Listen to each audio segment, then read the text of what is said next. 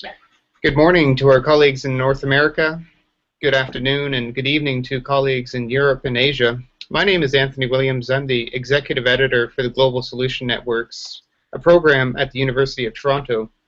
We're an international research undertaking. We're looking at emerging models of network problem solving and the role of multi-stakeholder networks in some of the grand challenges of our time. For those of you who are joining us for the first time, I'd like to say a couple words about the GSN program before we launch into the discussion. But first, I'd like to introduce a couple of our colleagues who will be joining us for this discussion. Angela Baker, who is Senior Manager of the Wireless Reach Program and Government Affairs at Qualcomm. Good morning, Angela. Thanks for joining us. And Kai Gorlick, who is with the Ideas and Thought Leadership Group at SAP. Hello. Good morning, Kai. So I'm going to allow both Angela and Kai some time to properly introduce themselves in a moment. But first, let me offer a couple of words of context for this discussion. And by the way, I should introduce my colleague and collaborator, Don Tapscott, who has just joined us as well. Good morning, Don. Good morning. So I'll start with a few words of context, and then we'll dive into the discussion. Just to begin with, the Global Solution Networks program is a nonprofit research initiative. We're housed at the University of Toronto, as I mentioned, and we're supported by governments, foundations, and international organizations around the world. Our research examines the changing nature of problem solving in a global and increasingly complex world. And we have a central hypothesis that we are moving into a new phase where global leadership and problem-solving capabilities are driven increasingly by multi-stakeholder networks. And these networks are using technology to assemble a greater diversity of skills, knowledge, and capabilities than any one institution could ever mobilize on its own. The research suggests that GSNs are a very significant force across many different domains, from climate change and health promotion to human rights. You name it, if there's a global problem, there's going to be a whole suite of GSNs trying to solve it. But there are lots of questions, too. How do these networks operate? What makes them effective?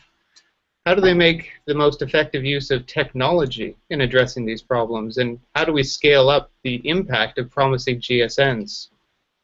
How do these increasingly fluid and diffuse networks grapple with issues like legitimacy and accountability? Who's really in charge when the group is entirely self-organizing? And how do these groups, given this very diffuse network nature of the network itself, interact with traditional entities like governments, corporations, and international organizations?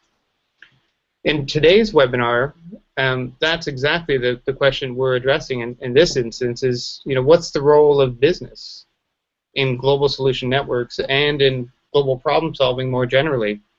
And how can business organizations, firms, whether they're small enterprises or large enterprises, better exploit the power of global solution networks? Now, for those of us who joined our previous hangout with the Department of State, we had a conversation in October about the role of government. One of the key conclusions there was that government can't solve all of the big problems on its own. It needs participation, collaboration, resources from other sectors, including business. So that raises the question of exactly how do businesses get engaged in GSNs? And what do they bring to the table? How do businesses benefit from greater access to the capabilities, the diverse organizations, individuals that participate in GSNs?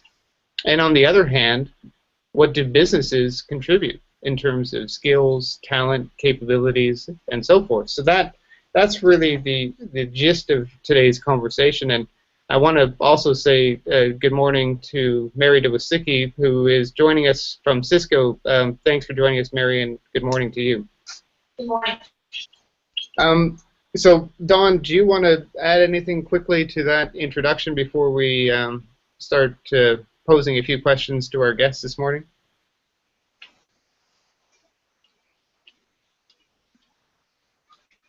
Yep. Dawn? Oh, for some reason we're having a connection issue with Dawn, so we'll come back to Dawn in just a moment. Let me start with a question for Angela. Angela, you're with Qualcomm. You're helping to lead the wireless reach initiative there. This is a really important initiative for Qualcomm, and it gets it into a space where you're supporting, you're working with mobile technology, empowering women in the health, in the education space. You're working in healthcare. What's the rationale for, a company like Qualcomm to participate in multi-stakeholder efforts that are addressing these issues?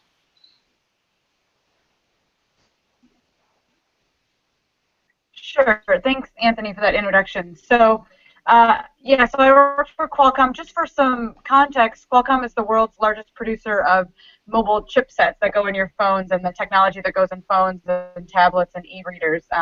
We're a B2B business, so I just want to make sure that people have that context when understanding why a company like Qualcomm would make investments in, as Anthony said, healthcare or education or public safety. The Wireless Reach team is a strategic initiative focused on how wireless technologies can be leveraged for social good. And it really looks at how mobile technologies can be used around the world in conjunction with other partners, like government partners and other private sector partners and nonprofits, to show these benefits. And so the reason that Qualcomm really wants to focus on this and make these investments is because we believe that mobile does have the power to be effective and to affect change on a global scale, and it is directly in line with Qualcomm's business goals. So we're pretty upfront about the fact that this is a strategic business initiative. It's corporate social responsibility. We sit within the government affairs division, so we always or almost always work within government policy priorities in countries that we go into, and we go into markets in which Qualcomm is trying to have a global impact. So some of our biggest markets, not unsurprisingly, China, India. We're also looking to, expand the adoption of advanced wireless technologies in sub-Saharan Africa and Latin America. And so to date, this program's been around since 2006. To date, we've got about 105 different projects running in 40 countries, and those are in various stages of development. So some of them are closed, some of them are just starting. But we're working in 5 areas: education, healthcare, public safety, the environment, and entrepreneurship, with a focus on women's entrepreneurship, because the mobile device is becoming more ubiquitous, and we are engaging both on the government level but also with other private sector partners and government partners to advance the adoption of wireless technology. Interesting. Now, just before I go to my follow-up question, I did forget to remind people that we will be taking questions from the audience as well. So if you're on Twitter, you can use the hashtag GSNBiz, that's B-I-Z or Z, and the Twitter handle is @GlobalSN. So please feel free to tweet your questions, and we'll take those later on. Now, Angela, perhaps you could give us a flavor for some of these initiatives. I mean, they're very diverse. You're in Malaysia. You're mentoring women entrepreneurs using mobile technology. You've set up mobile micro-franchising enterprises in Indonesia. How do you select these groups, and what kind of organizations are you working with to enable these programs?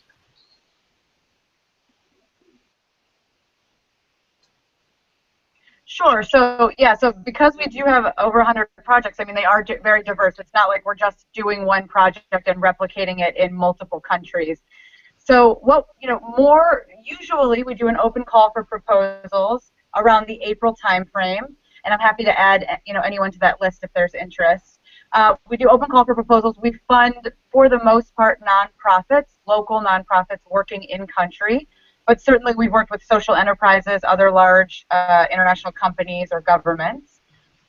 Where there is a need, where wireless technologies can be effective. So organizations put in proposals. Also at that time when we do an open call for proposals, we put right on the website where our strategic priorities are. So it might say, we're looking for an education program in Russia. We're looking for a public safety project in sub-Saharan Africa. So we're very upfront about our target, but we do entertain, proposals from all over. We've got proposals in, we've got projects in Latin America, North America, sub-Saharan Africa, Southeast Asia, China, etc. And in addition, when the proposals come in, they have to show how advanced wireless technology, so how mobile 3G, 4G will be used in the project. They have to have other partners lined up. I mean, it doesn't have to be set in stone, but they have to have ideas of whom they might work with. We pull in our business development folks and our other, our in-country government affairs Qualcomm folks to, figure out which operator we might work with, because there has to be wireless coverage, certainly. And then there has to be a way to show how wireless technologies can advance, can work for social good. So we get a number of proposals. Starting back in 2006, it was a new program. These types of technologies were not quite ubiquitous. And so, we got fewer applications. But now, over the last few years, we get in the hundreds of applications each year that the team of Wireless Reach, we go through. And, it's a multiple proposal process. So there are 3 proposals. And there's a lot of back and forth with the potential partners as to, what they're looking for. But again, we're not the experts in the ground. So we just, for example, we just launched a mobile project in Morocco with mobile ultrasound units, getting women in rural areas access to an ultrasound, and then the images were transmitted over the 3G network, which was quite successful. The government of Morocco has already agreed to pick it up after 1 year of funding. We did partner with a Swedish organization that's actually based in California, but we worked very closely with the local government on the ground, because we're not experts in Moroccan maternal health, and we're not experts, in how rural clinics in rural Morocco are working. So it's really important to have that, local partnership as well. So that's interesting, and I'm curious though, just on that issue of sustainability of the programs, and you just alluded to it there with the project in Morocco. It's now being picked up by the government and funded by them. Is that the ambition with most of the projects you fund, that it's going to transition into something sustainable after, something that Qualcomm can remove itself from eventually, and then hopefully will, if it's been proven to actually to deliver important outcomes, that it can carry on without Qualcomm support?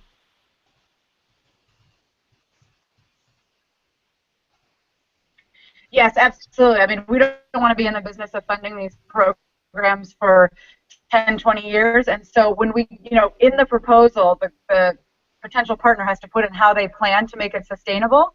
Certainly that's one of the hardest parts, and it's not perfect on every project, especially when we're talking about like education or healthcare.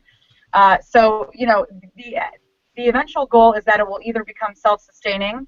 Of course, healthcare and government in a lot of countries healthcare and education in many countries are government regulated. So oftentimes the government will engage or pick up the cost. We've had that happen in South Africa, in Morocco, or like, for example, in our project in Indonesia with the Grameen Foundation, it's a women's entrepreneurship project where we've now got about 15,000 female entrepreneurs within Indonesia. It's been so successful that it's become its own self-sustaining social enterprise. So we don't need to put more funding into it because it's making its own money now. And so that's also a goal. But of course, those are much harder to accomplish, but always the end goal.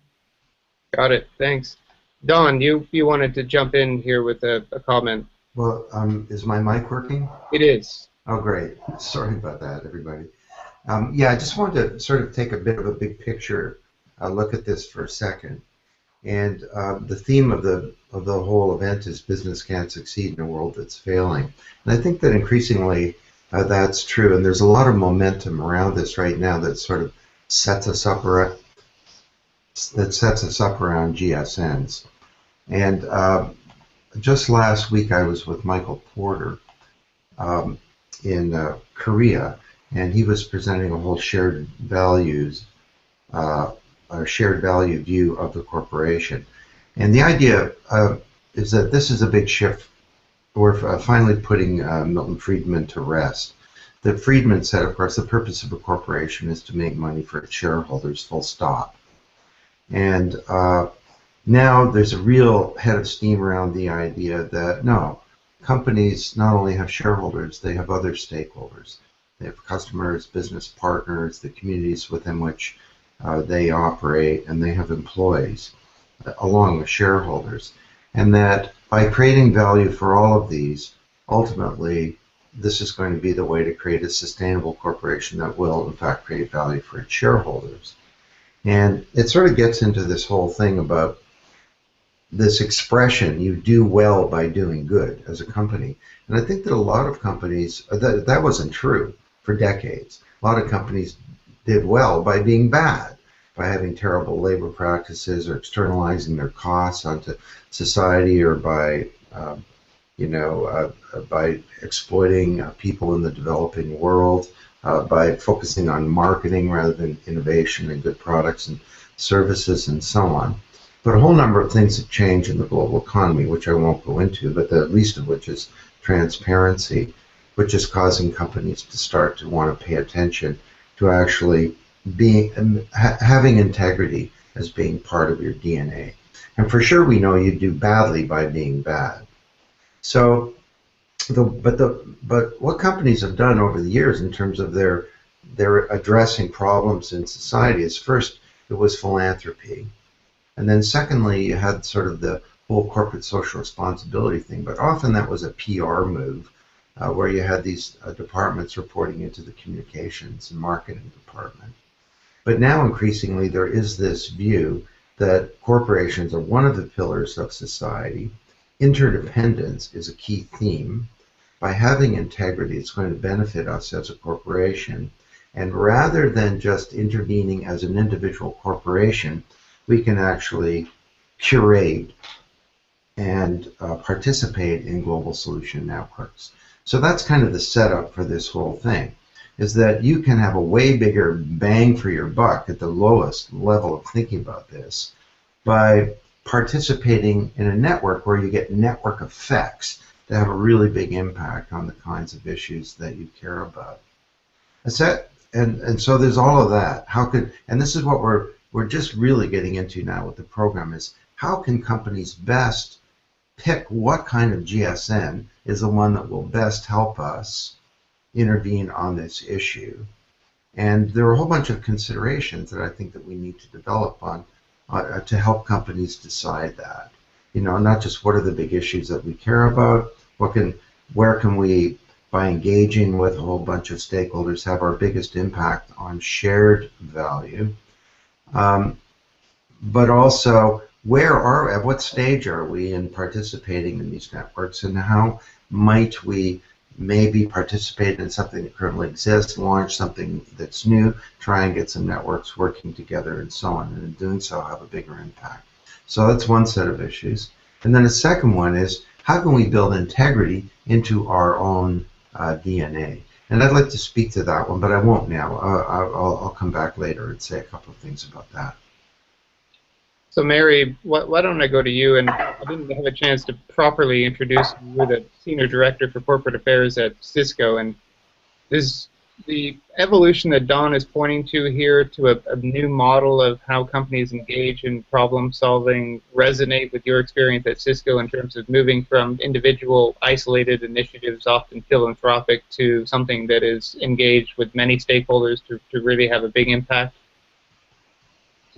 Sure, thank you. First of all, it's a pretty auspicious day in Cisco history. Today is our 30th birthday. So 30 years ago, Cisco was formed, which I think is kind of interesting that we're having this hangout today. And, the founders were in education. They were professors within Stanford. And our leadership always had a very strong sense that, corporate social responsibility is in our DNA, that for us to really thrive in these communities and we can partner. And I think it's interesting how we've tried to start figuring out what does shared value mean for us. And we'll look at it from different outcome measures. For example, in our skills development or education, we think about, can we show that individual job seekers were able to find a job, or in healthcare, do they have access to specialized care? What I think is interesting when we think about our business values, when we look at things like brand, CSR reputation, strategic positioning, we also do a lot of surveys, both internally and externally. So I think that gives you a really good sense of, are we helping shape that debate and help not only all of our employees and leaders within Cisco understand not only the breadth of our programs, whether those be in environment or supply chain or government and ethics or society, to what it means to be a good corporate citizen. I would also say that you're seeing this blending of corporate social responsibility with a lot of community engagement. There's lots of interest where our employees are based with different projects. We give a lot of flexibility to employees to choose how we match their donation, match their time in terms of mentorship, and they help shape that agenda for this week. Now tell us, if you could, about some of the specific initiatives that you've been deeply engaged, as you mentioned, in education, and increasingly you're looking at youth unemployment. We know youth unemployment is a massive problem. 300 million young people around the world today are either unemployed or underemployed in some form or fashion. And places like Africa, they have the highest population growth between now and 2050. A large number of those young people will struggle to find jobs. And yet we have higher and higher levels of education in African countries, which points to a real source of potential frustration. They're educated, they have skills, they don't have the opportunities that they need. How does a company like Cisco engage in issues like that, which actually fuse your competency in education and building networks with the problem of youth unemployment? Absolutely. And again, I agree. Education, we really believe that if you can provide access to education, it allows people to better their lives, right? They develop those skills, the knowledge, the competency to really drive their success. At the same time, we also think that by introducing technology, we can create, kind of change the way they learn as well. Because we're a networking organization, a networking technology organization, we really believe in information communication technology education. We've, since over the last 17 years, we've got a program called Networking Academy.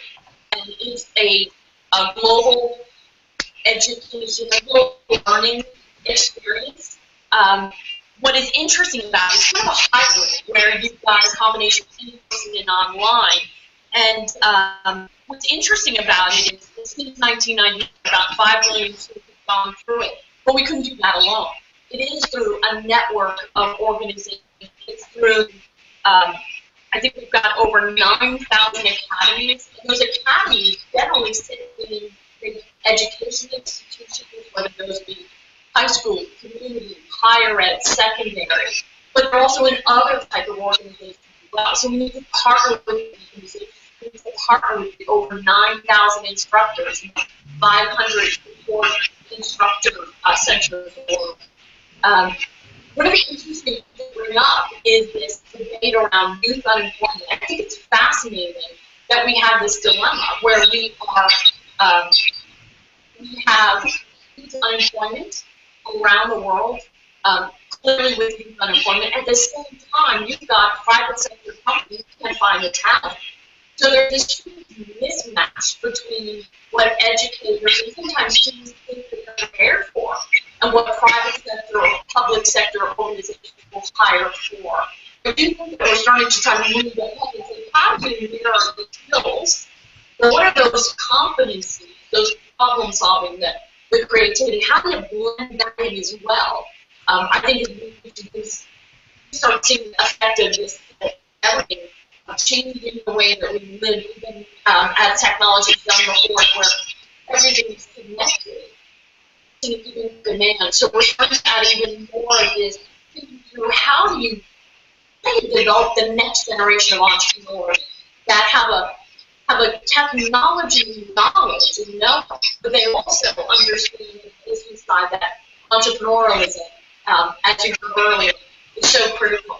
And what about design, and how do you blend those together and underpin it with the knowledge of the social impact it could have? When we say, I think there's 7 billion things connected today, and we're saying that, in 20, it's going to grow to 50 billion things. Think about that. If those things, those devices, could be connected for good, what might that look like? think about the data that would be available, that if the networks, whether those be knowledge networks, whether those be policy networks or watchdog networks, we can all share that information.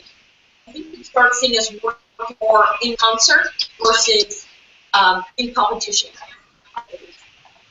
Thanks, Mary. Kai, I'm going to go and bring you into the conversation for a moment because we had a very interesting chat earlier in the week when we were talking about this hangout, and we were reflecting on maybe a unique set of responsibilities that technology companies may have, and this builds off what Mary was saying, and in part because tech companies are also involved in creating new waves of technology that potentially could drive new forms of unemployment that we hadn't anticipated, in part because of artificial intelligence, robotics, causing massive disruptions across many, many different industries. And I wanted to get your perspective on that because I know it's something you've been thinking about at SAP.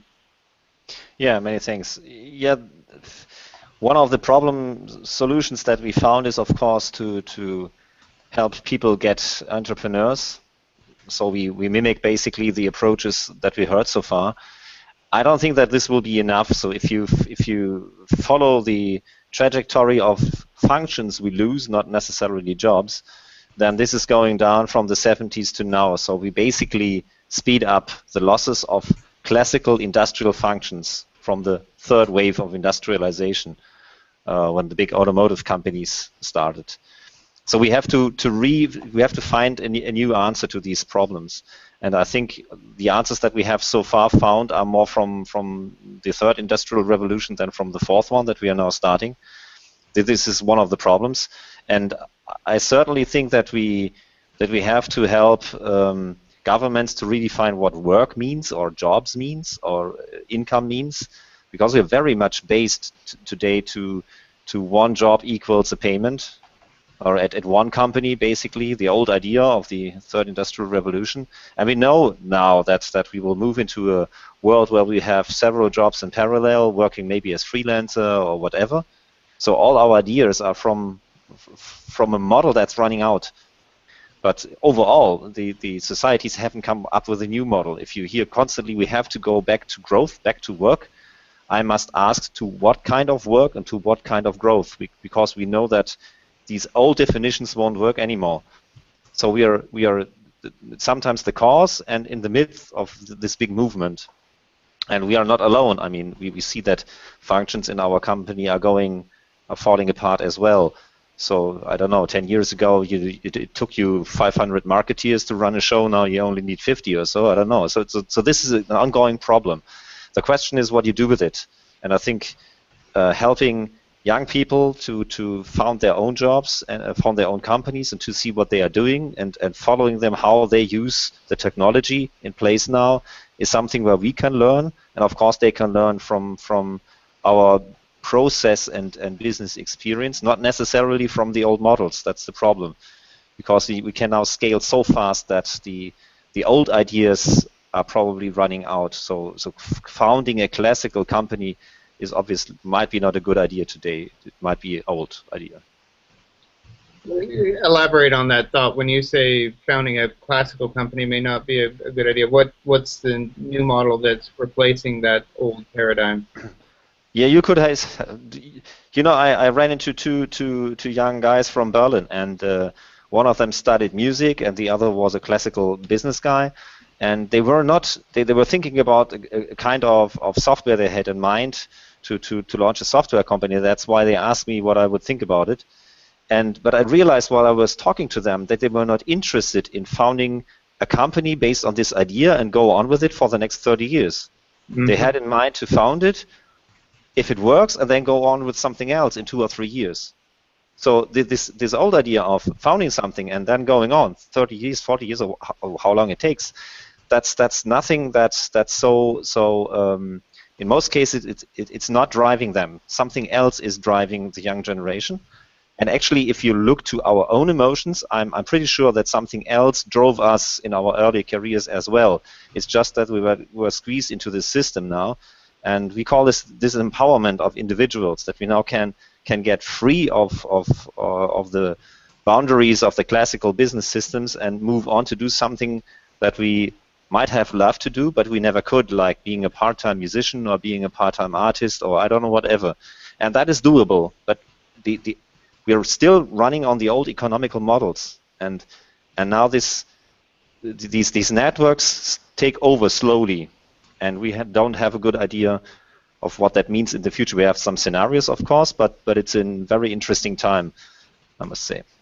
So how, I mean, just coming back briefly to the role of a company like SAP and steering the conversation around to the idea of a global solution network, if part of what we're dealing with here is a very profound economic transition, and the whole nature of companies is changing, they're becoming more temporary.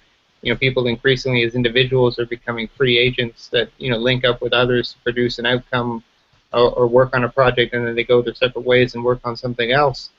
That, you know, suggests a fundamental redefinition of the social contract and how we support people when they, you know, experience temporary unemployment. You know, for instance, what could a company like SAP do in collaboration with other stakeholders to help maybe develop what this new paradigm is for helping to ensure growth and prosperity on the one hand, but also a social safety net that catches people who are, you know, displaced by these kind of transitions? Yeah, I think one of the fundamentals is what we call the workforce of the future, and I don't mean it on a technical level, because we know the scenarios of like what we are doing now, you know, talking in the video conference and using our devices and being more collaborative. But what you meant is more what does work mean in the future. So I think there we should and we have to help, because business processes is what we are good at.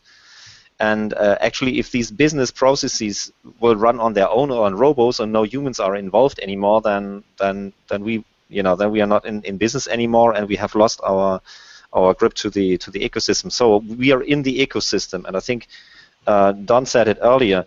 The misperception of the last maybe 10, 15 years we had in some parts of the business is that you could behave as if you are not part of the ecosystem. So you basically a very direct approach of using the resources but not giving back, and so we have to really rethink what it means to set up structures that allow us not only to work part-time for money, but to, as I said, to be active, whatever that means, for money or not for money. I mean, large parts of the economy in Germany are driven by people that work for, do social aid, and it's a big part of the German society. So usually we take that out of equation, but it's not what is. We are driven by a job and by something else, and we have to get it together. So to construct something new, because these things are usually not within the business equations we have. But we are just one human, so we have to find a way to balance it. And we played around with some systems already, so that companies can hook up freelancers and hook up retirees better to their business system and get them back into work when they need them. So you don't stop working. You only stop working when you don't want to or don't need to. And I think we have to elaborate these ideas a little bit better, because that will be the future. Not full-time working, but flexible working.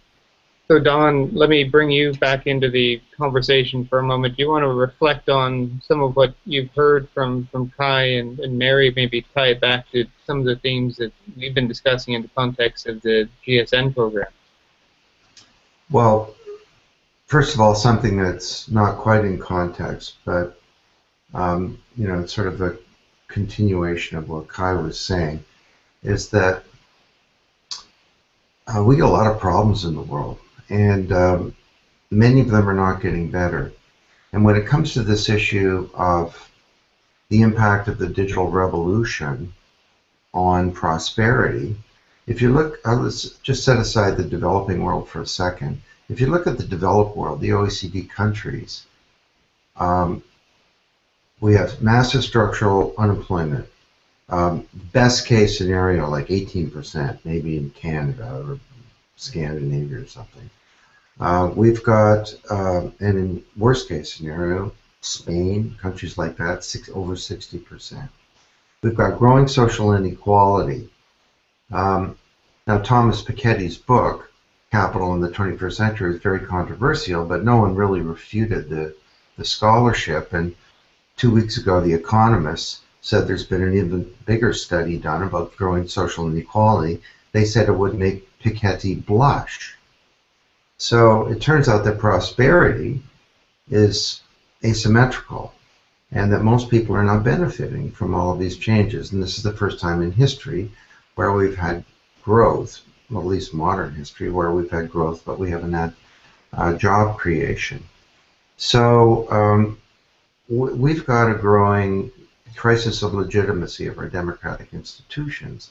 As more and more young people agree with the bumper sticker, "Don't vote," it only encourages them. This is a massive problem. And I think that we're moving into a period of great convulsion and of great danger. So businesses do need to step up. Now, the ways that they can step up are these two big ways. One is that they can bake integrity into their DNA. And the second is that they can understand the power of GSNs as opposed to traditional approaches to participating in the world. So let me just say a quick story about baking integrity. And this is one Anthony knows well, and it goes back to some work that we did on transparency. But Royal Caribbean was this successful, cruise line, and they had a big problem. It was discovered that they were consistently and systematically dumping toxins and oil into the sea. And this is a big problem when all of your marketing is about the sea. Come share the sea with us, the beauty of the sea. So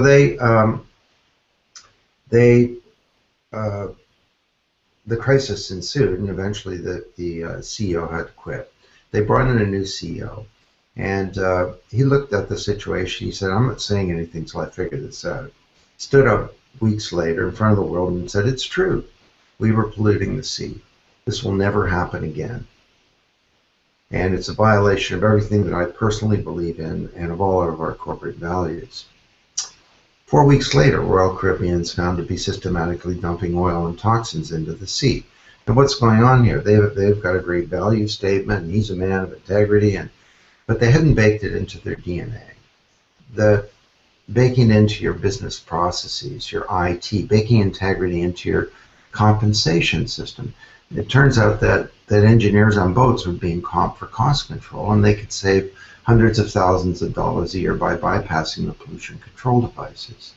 So Royal Caribbean had to go back to some real core stuff and rework at probably 8 or 9 different aspects of their modus operandi to make sure that everything they did, not just what they said, but what they did, was based on the principles of the company. So that's a big and historic challenge. The one that we're more interested in is how do you leverage network effects to bring about change in the world? And I'll just give you one little example of that. And it's an odd case because most businesses are participating around big issues like sustainability, like economic inclusion or financial inclusion or jobs, as both Cisco and SAP are involved in that. Participating in stuff like having a great supply chain and so on. But the example is one that came from Stephen Lewis, who was a former Canadian ambassador to the U.S. And I was having a conversation with him. And he's not a corporation, but he's a person trying to make a difference in the world. And his logic applies really well. We went through the whole, so he wants to make a difference, like a company does. And the issue that he cares about is gender violence, in particular rape. So he's working with all these women, and they're trying to figure out what to do. So we go through the whole GSN thing, and normally on an issue like this, what would you do? If you're a company, say, you might advocate around this topic, or you might give money to a certain women's group or something like that. We go through the whole GSN taxonomy. He says, you know what I think is needed is a knowledge network. He says, because what I'm told is that women don't report rape for all kinds of different reasons that go right down to the individual village. So if we can build a global knowledge network that's assessing and building data on why women don't report rape, then we can get into the real underlying reasons on why this is occurring and how we can solve it systematically all around the world. So any company, rather than thinking, yeah, we'll give some money to that cause, or we're going to advocate a lot on this issue or whatever, now has a whole set of tools and a whole framework to think back, to step back and think, how can we orchestrate way more powerful capability by being one part of an interdependent ecosystem that's having a big impact on the world. So this is what we're going to be doing over the next year, is really developing the apps to help companies do this, and the tools to help companies be more effective in selecting their GSN strategy and then executing it. So I want to bring, thanks for that, Don, and I want to bring Angela back into the conversation for a moment, because we've had some questions pop up, and one of the questions was around this issue of, actually two of the questions, and I'll pose both of them in a moment. But the first one, Angela, for you, was around this question of integrity, and you've mentioned that Qualcomm's business objectives are front and center in your wireless reach initiative. You invest in mobile-enabled projects in countries where you think you have economic opportunity, and people wondered if maybe your motives could be misperceived, because it's clear on the one hand that these initiatives are having an important impact on the lives of many people and delivering great outcomes, but is there any potential for conflict of interest, so to speak, when you're on the one hand thinking, how do we sell more chips, mobile chips, to enable smartphones in developing countries, and then the other, we're trying to advance objectives like improving educational and health outcomes?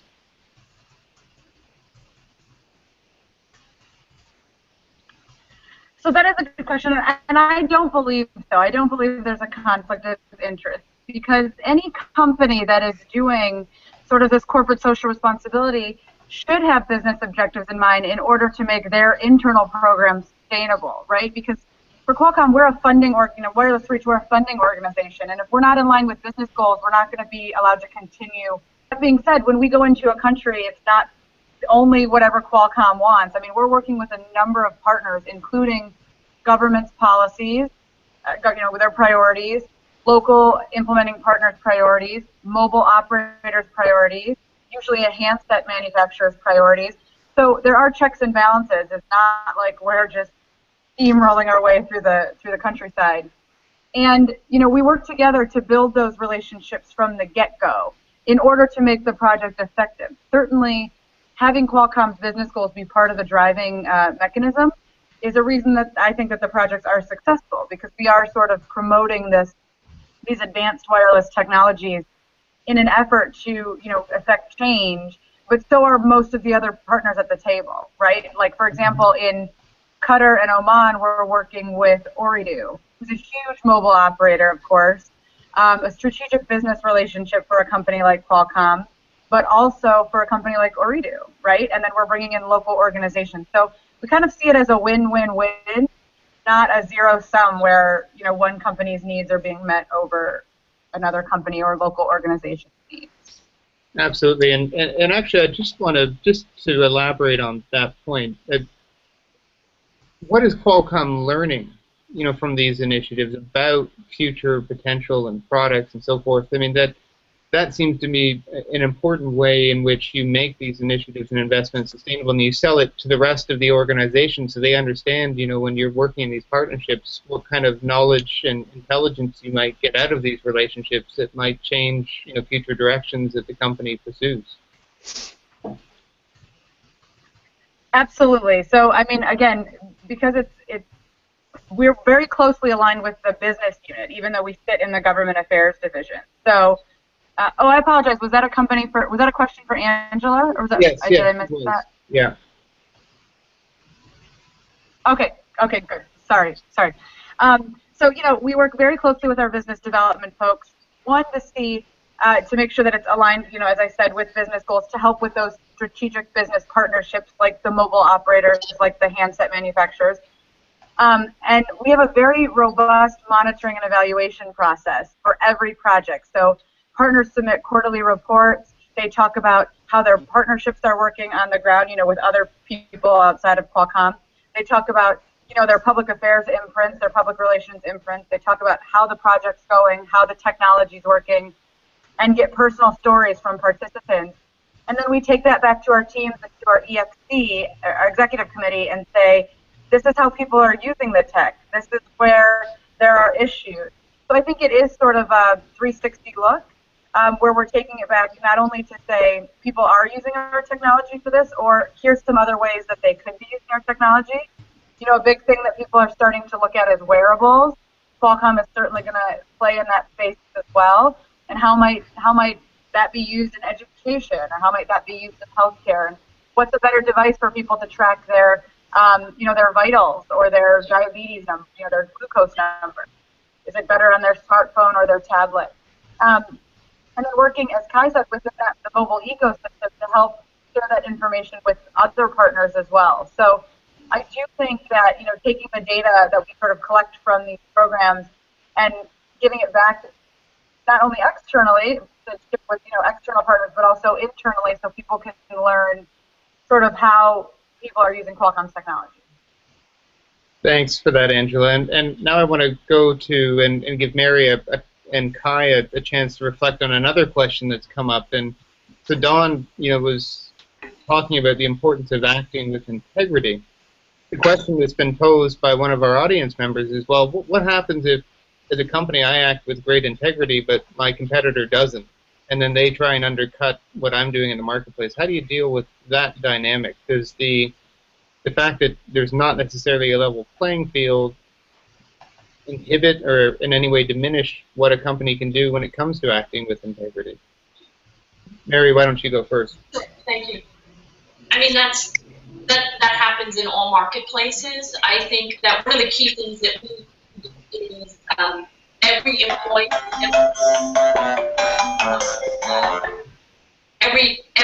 every year must sign a code of conduct. So there's a fair amount of education, role play, so to speak, around kind of these thorny issues that do come up, so that we can understand options and work through. I think one of the key things that is the tenet of our company, I know also brought about our compensation. One of the key industries that we're all focused in on is customer sat. And I think that allows us to build these relationships. I think if you build relationships and then you're really trying to solve a customer problem, whether that be a private sector company, public sector, whether it is in emerging social enterprises, I think that they see you coming in, that build the trust, that builds the confidence. Sometimes, it doesn't work out, and I think those are the times that you move on, because there's far more offer there. What customers are looking for is that.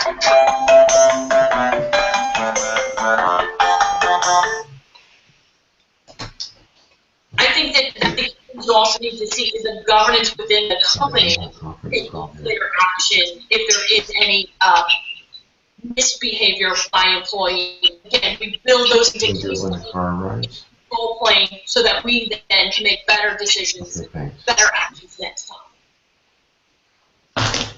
And Kai, can I ask you to jump in on that question? Yeah, what we have seen is that some of our customers use a product that basically is a network product called Product Stewardship Network. So they hook up their whole supply chain and follow up on the integrity of their products. So basically trying to solve these problems with their partners. And I think that's a pretty clever way. You have to do it sooner or later anyway, as we have seen with the scandals in food and in clothing. You have to be sure that if you sell some stuff today, that on an ethical behavior, that the product is what you're really selling.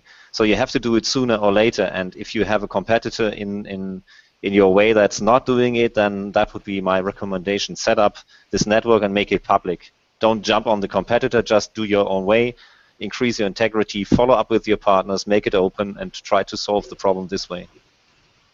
Yeah, and both of you raise a good point that, historically one of the issues has been that companies, especially large companies like Cisco or SAP or for that matter Qualcomm, you all have these vast supply chains often, and something happens, distant, remotely in the supply chain, which, for many decades companies said, well, how could we be responsible for what some distant supplier does, 3 tiers down?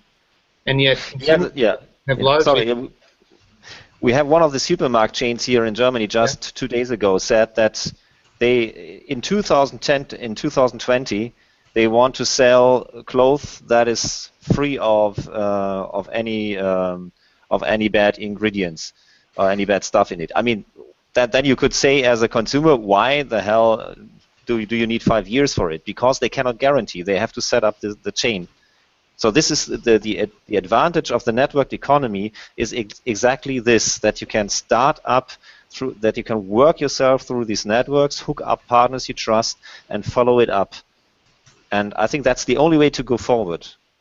I don't have any other idea.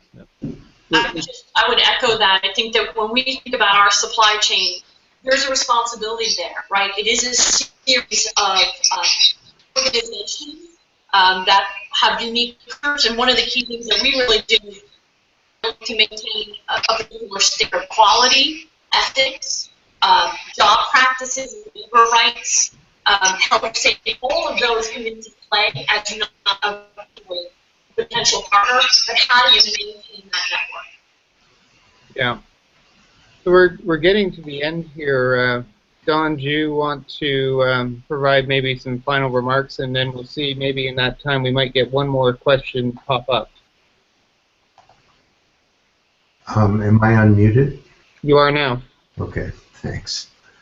Yeah, I'm looking forward to the next year in developing the sort of tools and apps, if you like, that will be more helpful to companies to take all this IP and help them build effective networks.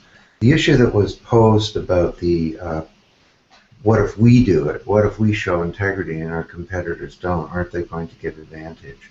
And I think that that absolutely was a real problem in the past. And there are lots of names for this, the tragedy of the commons, all kinds of other things. But I'm of the belief, and I think there's a growing number of people, including Michael Porter, that say that if you have a shared value view of a corporation, if you build integrity into your DNA, if you're a company that does the right thing, if you show interdependence, if you understand that business can't succeed in a world that's failing, you will not only contribute to creating a better business environment where a rising tide lifts all boats, but it will provide you with actual benefits and maybe even competitive advantage. And that's a long story to explain why that is, but if you go through all the different stakeholder groups, if you're a company with integrity, you're going to do better with employees. If you're a company, you're going to be able to attract and retain better human capital. If you're a company with integrity, especially when you have this new class of customers in the marketplace that increasingly want to do business with a company that does the right thing, you're going to do better in the marketplace. If you build integrity into your supply chain and into your products and services, you're going to have lower transaction and collaboration costs. You're going to have fewer lawyers. You're going to speed up the metabolism of the supply chain, and so on.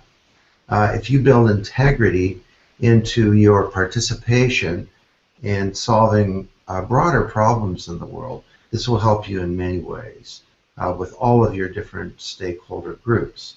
So the whole "you do well by doing good" thing has been completely untrue for a long time. But I think that there's a case to be built now, that if you're a company with integrity, that it's going to pay off for you financially and economically. So this debate will go on for a long time, but I'm now of the view that that what I just said is true, and I don't think that I'm a tiny minority anymore. We have just 2 minutes left, and thanks, Don. I think we would all share that sentiment around the table here.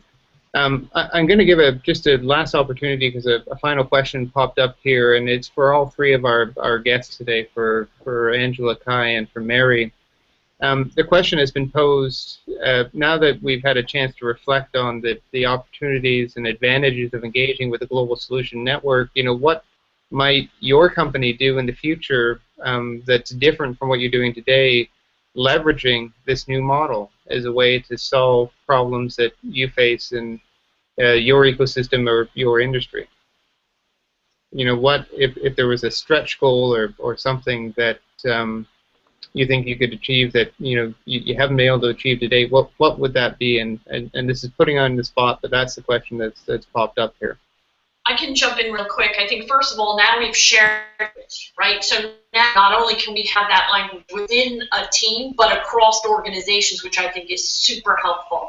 I think what you're going to see us try to do is, in the past, our network academies, we talked about the number of students. Right. It's you might call that an output and outcome measure.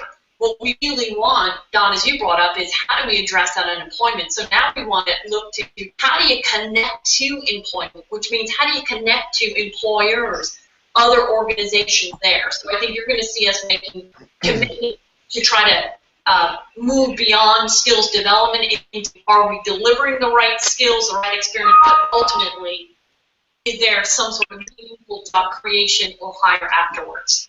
Yeah, so deeper engagement in solving the problem with different stakeholders. Kai, let me go to you, and then we'll wrap up with Angela.